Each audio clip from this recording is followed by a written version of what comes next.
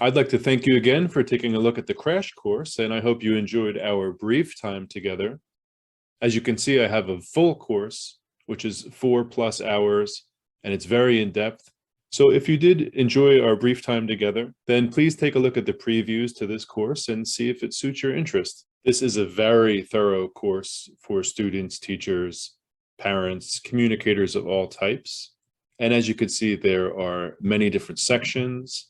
There are tests, pre-tests, quizzes, all sorts of practice exercises, feedback that I offer, a review of fundamentals, a diagnosis of many different types of common grammatical errors.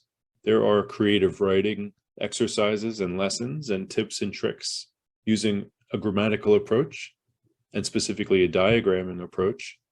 And there's quite a bit of fun and learning to be had.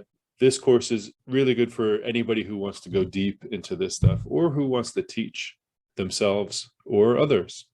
So again, I thank you for your time and interest, and I hope that you enjoyed the crash course and that you will take a peek at the Look of Language. Thanks again.